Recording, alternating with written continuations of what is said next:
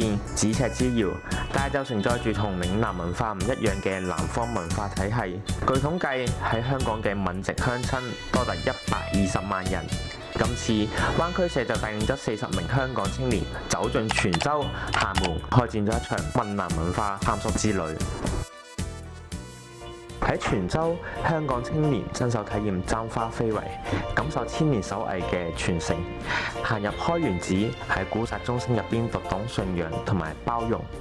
踏上千年洛陽橋，回望海上絲綢之路起點嘅繁華同埋智慧。如果泉州係歷史嘅沉澱，咁廈門就係傳統同埋現代嘅交匯點。香港青年穿梭喺沙坡尾嘅文藝街巷，喺老建築同埋流行文化之間，感受城市嘅活力。大家仲登船上咗鼓浪嶼，喺萬國建築之間，讀懂歷史留下嘅痕跡同埋啟示。福建省嘅歷史同埋文化脈絡，時刻提醒住香港青年，中華民族嘅血脈係點樣緊密相連。香港青年走進咗閩台園博物館，睇到福建同埋台灣兩地嘅同根同源、同文同種、血脈相親，共同創造出充滿地域特色嘅閩台文化。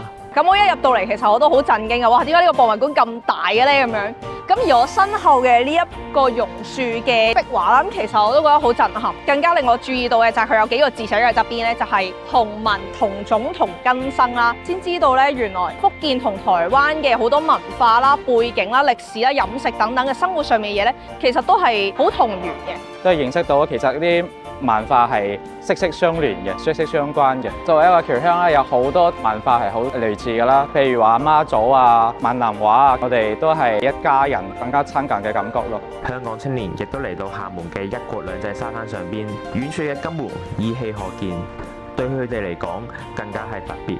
因為一國兩制賦能香港發展，就好似係理所當然嘅事，但係喺廈門呢度更加係一個睇得到嘅界線。香港同廣東一樣啦，可能都會有好多交集，都係好相近嘅。即係透過呢一次嘅呢個經歷啦，都了解咗兩岸更加多啦。原來兩岸之間佢哋咁多嘢食啊、文化都咁相似咧，呢個係我從來都冇諗過。呢樣嘢係令到我覺得其實兩岸之間嘅關係係好密切嘅。兩岸從來唔係兩個世界，而係一個完整嘅中國故事。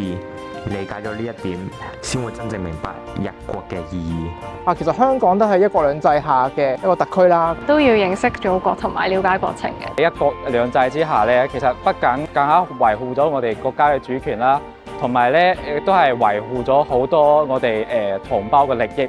海外嘅華僑原來佢都會葉落歸根啦，嚟翻呢一度發達之後，佢都會貢獻翻自己嘅國家啦，貢獻翻自己嘅子孫啦，咁樣。香港青年唔單止係國家發展嘅旁觀者，更加係橋梁，係一國兩制嘅踐行者、參與者。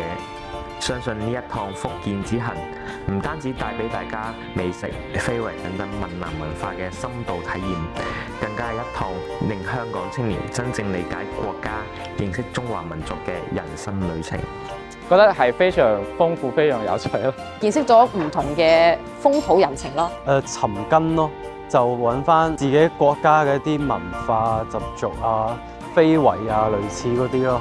都可以踏出自己舒適圈去了解多啲周邊嘅環境，同埋知道呢個世界發生緊咩事。你要去行過睇過啦，你先會知道嘅。親身去體驗嘅話，會比其他人講更加緊要咯。交流得越嚟越好啦，其實對彼此之間嘅了解都更加深入。歷史係需要探索嘅，不枉此行。